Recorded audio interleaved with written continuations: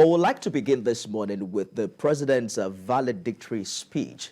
It's his final speech as president, and we heard him talk about quite a number of things. Most importantly would be his commitment to bequeathing a free and fair election come February this year. And many would say that would be President Buhari's legacy, to be able to ensure a smooth transition of government aftermath the general election. I'm joined this morning to discuss these two issues. Kayode Eesuola is Research Associate Professor of Politics, University of Lagos. Good morning, Dr. Eesuola. Happy New Year to you, and thank you for joining us on the program. Good morning. It's a pleasure being here. Indeed. Happy New Year to you too. Happy New Year to you too. Thank you so much for joining us. Olukayode Salako is the chairman, Labour Party, Lagos State. Mr. Salako, it's good to have you here again. Yeah, good morning, my dear brother. The last time we had a sit down was last year, January. Happy New Year. Happy New Year to you. Yeah, good to be here in the studio with you again. Absolutely. As usual. As usual. Dr. Eesuola, let me begin with you. Let's identify a few things about what the president talked about for the new year. Apparently, this will be his last speech as president. And once again, he has said that he will leave after his 8 years in office.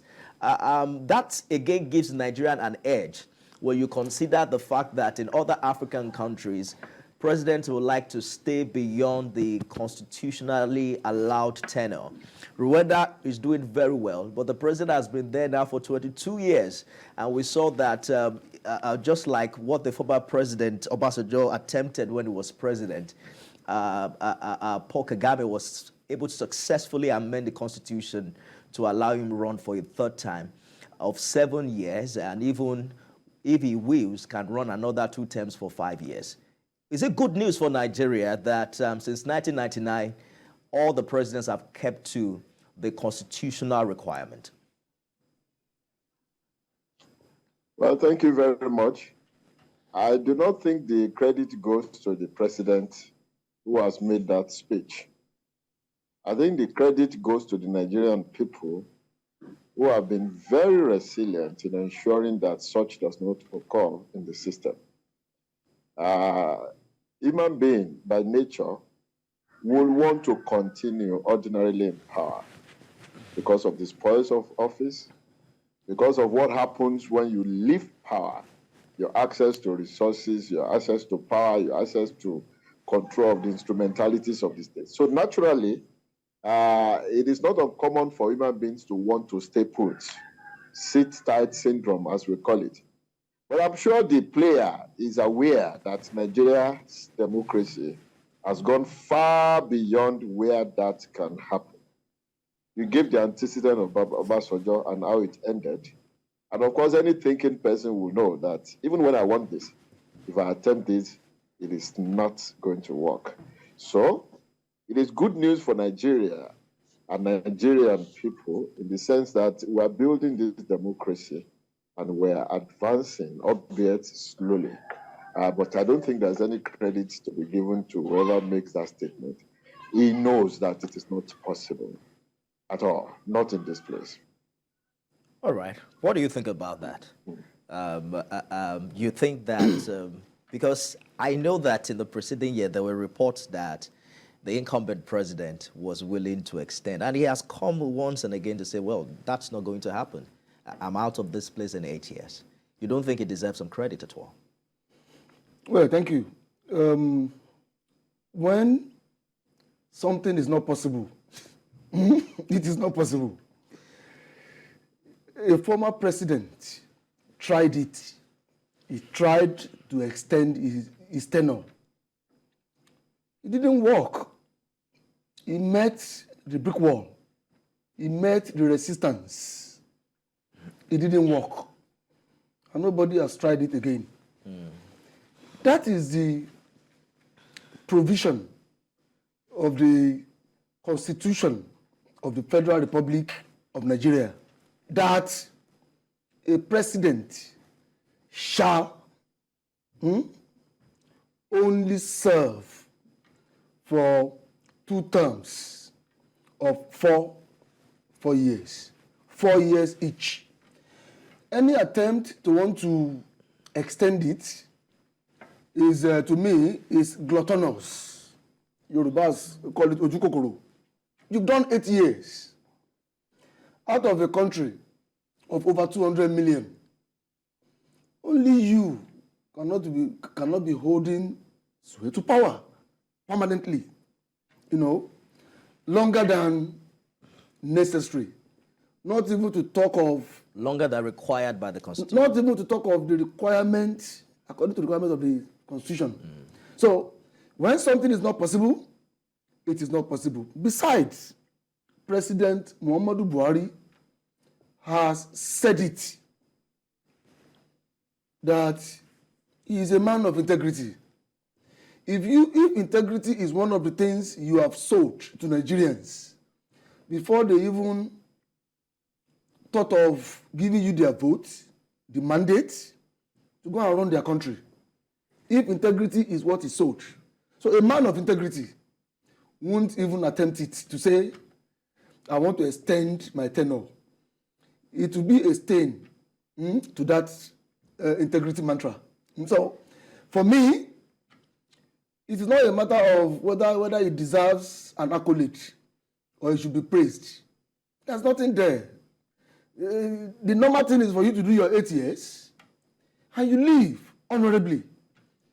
You leave for somebody else with a fresh idea, fresh agenda, a better deal for Nigerians to come in, to continue. Government is in a continuum. So where President Muhammadu Buhari is going to be leaving it, another president, by God's grace, my own president, with a fresh and better ideas, better deal for Nigerians. So both of you shall be coming in to take over. Seem to agree that the incumbent president deserves no accolade to have decided to stick to the requirements of the Constitution. Dr. Eesuola, I also want to just quickly remind you of the suggestion made by former President Goodluck Jonathan while he was president for a single tenure of 7 years. What are your thoughts about the current arrangement of 2-term, 8-year 2-term availability? I mean, available for incumbent presidency as far as Nigeria is concerned? There's a psychological dimension to power, as I observe it in the Nigerian parlance. When people come to the political office, after 2-3 years, you see in them the tone of wanting to leave as soon as possible. But you also see the disposition of not being able to leave because of the fear of what happens when they leave office. I think that is what you can observe in the Buhari at this point. And coming to the issue of 7 years, single tenure, well, it's an idea, it's a suggestion. It's neither here nor there. But you know that, I mean, as much as I know, that over the years, almost all Nigerian presidents have been able to get their second tenure, with the exception of Goodluck Jonathan, who made that suggestion. And that exception is also in the technical sense, because, I mean, he once was acting before it became the substantive. So whether that is good or not cannot be cast in iron. It's only Nigerians who will decide that. And of course, the decision will not come until there's a drill of conversation around it. And we look at the pros and the cons, and we allow it to go. But my own candid opinion is that it is much cheaper for an ailing country like Nigeria to allow one straight term of probably 6 or 7 years, and the person goes away. If you have to organize election twice, I mean, you know the cost. That money can be channeled to other things that will lead to development of the country, my view. But that is also telling that the civil society must be very strong in such a polity that will adopt that system. Because otherwise it becomes once you appoint somebody to be in office for 7 years, and you don't have a strong civil society that will operate checks and balances on the person, you may get into a very deep political crisis that you may not be able to survive. So in summary, it's neither here nor there, but I think it is cheaper for Nigeria because of the state of our development. But while it is cheaper and it is recommended, we must ensure that if we will practice such a thing, the civil society must be very strong in a bid to ensure checks and balances. All right.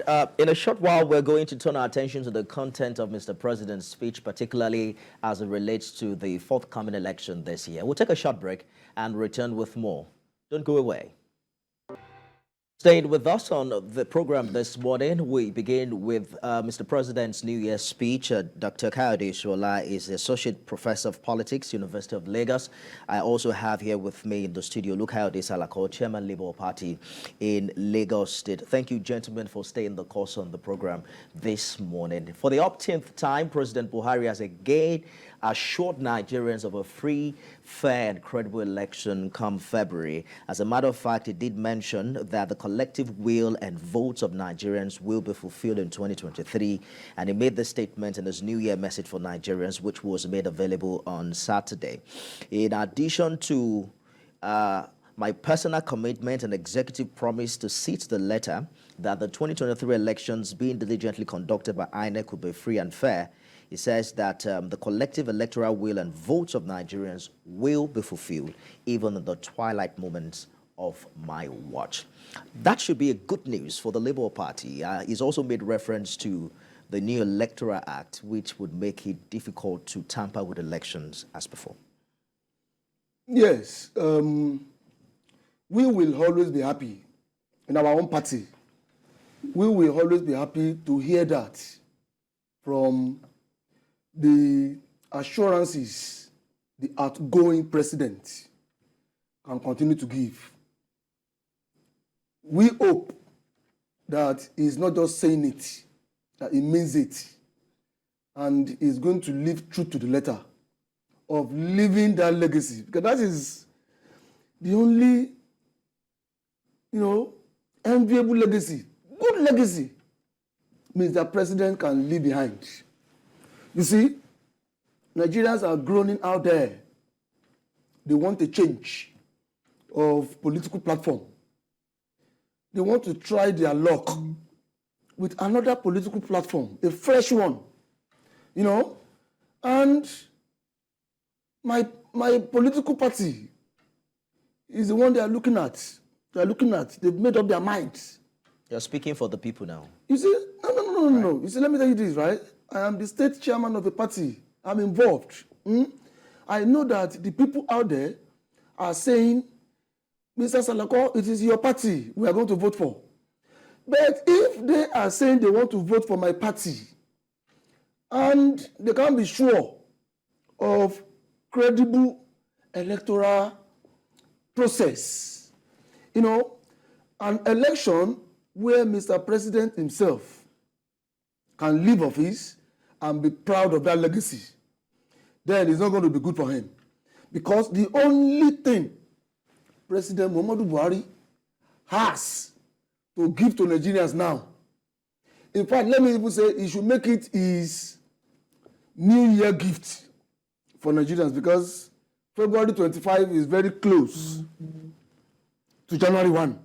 So we are still in the realm of celebrating the New Year, talking about the New Year. So let that election of February 25, the presidential election, Senate and House of Reps election, the federal elections of February 25, let it be the best New Year gift President Muhammadu Buhari is going to be giving Nigerians, at least as a reprieve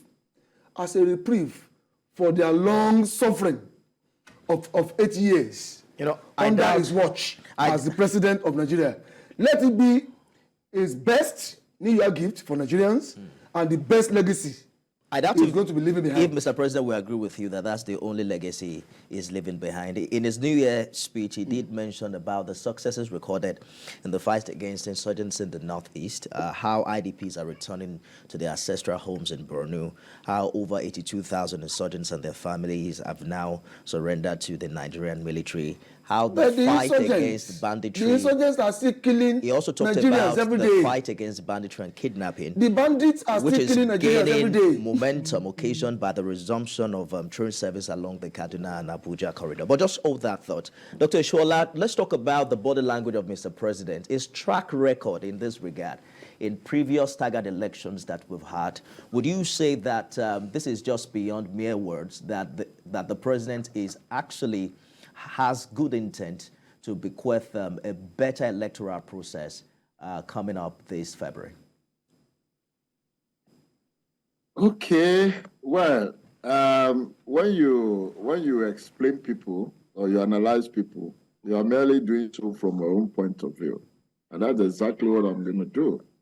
I'm not Buhari, and it's quite difficult for me because I'm not a soothsayer to know what has been and what is on Buhari's mind.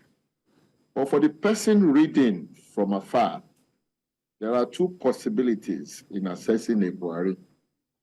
One, someone who appears, and I'm choosing my words carefully, appears to have some good radical intention to make a country good, but at the same time lacks the intellectual and physical capacity to do so. In other words, it's like the biblical phrase, the soul is willing, but the body is weak. That is a picture of Buhari that exists in the Nigerian public. It could also be because he has that intention and he has the intellectual capacity, let's assume, but he underrates the depth of the cabal who have been so much entrenched in hijacking the political system. And at the time, he decided to give up. When in Yoruba parlance, people say, "Àwọn tó láyé," they are not referring to the spirit. They are referring to the cabals who decide what happened in the world. So, in a way, I see Buhari, and the public sees Buhari, as someone who might probably have some good intentions in ruling Nigeria better than what we have had before him. But he lacks the capacity. I mean, for instance, the way the issue of ASU was handled, education in Nigeria, you will see a president who just cannot understand what university professors are doing because he has never been to the university. If you have never been there, you will not understand what they are doing.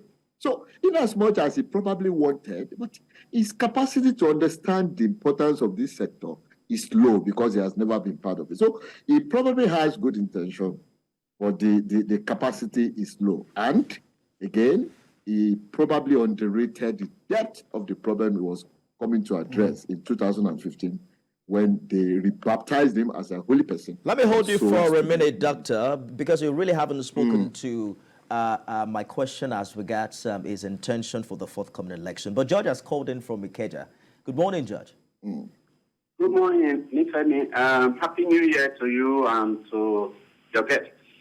Thank you. Nifemi, with due respect to your editorial policy, I think if you are to discuss the contents of the message of the president, it shouldn't be someone who is contesting, his party is contesting to take over from him.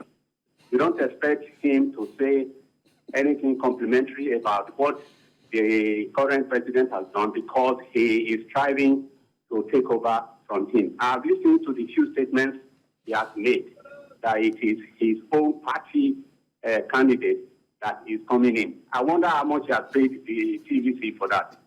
Be that as it may, truth must be told. We are independent observers. I may have my bias in terms of who I think is fit to run this country. But if you are talking about what Buhari has done, these 7.5 years he has been there, it's not a failure. as the opponents will want us to believe. We have seen that about 74% of the trunk A roads in Nigeria have been fixed by this man. If Wike did not talk, we will know that he has given over R1 trillion to governors in the Niger Delta region, which has not been given to them by previous governments since 1999. The Labour Party candidate, who is a Lagos State chairman, is sitting before you, was part and parcel of the PDP government that brought Nigeria to its knees. And PDP we are aware that his candidate, because of insecurity, lives in Lagos. If he was very good in security protection in his state, why is it that he cannot live there after he left as governor? I am talking about facts. Northeast, as it stands today, Nifemi, is not what it used to be in 2015. Go to Maiduguri. I saw, if you have your video clips, show the current outlook of Maiduguri. The outlook of Maiduguri infrastructure is better than Anambra State. It is about the fourth in the country in terms of rating. This is a state that has been under war since 2009. We are talking about facts here. If you look at the ordinary man on the street, the people that have benefited from government grants, these 5,000 naira and SME grants, they are five. We may have some lost connection with Mr. George, but Dr. Eesuola, let me quickly get back to you. I think Mr. George replies to your contribution earlier, but my question really was about what you consider to be the track record of Mr. President in previous election vis-a-vis the promises he's making for February. I was answering your question, but I needed to give it a background that will allow the analysis to stand. I talked about intention, perhaps with limited capacity and health. I also talked about probably underrating the enormity of the problem that he was coming to solve. That's my response.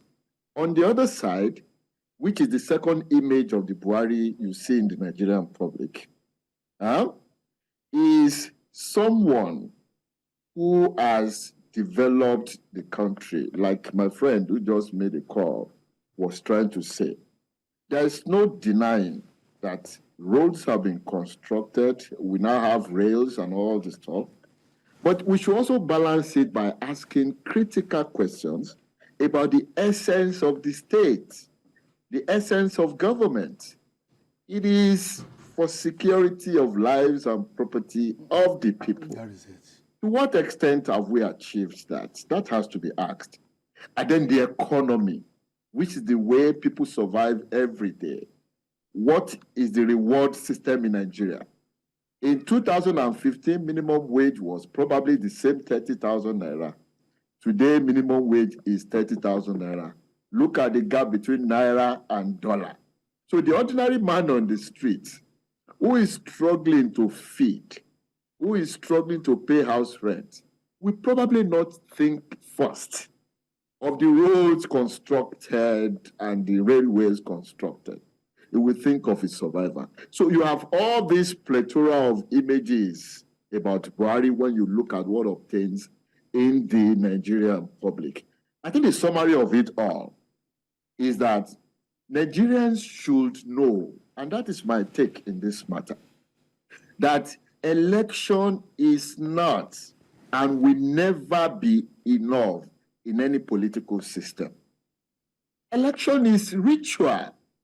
Every 4 years, you bring people to come and vote. They vote, they install people in power, and these people do what they want to do and get away with it. And you start clamoring for change.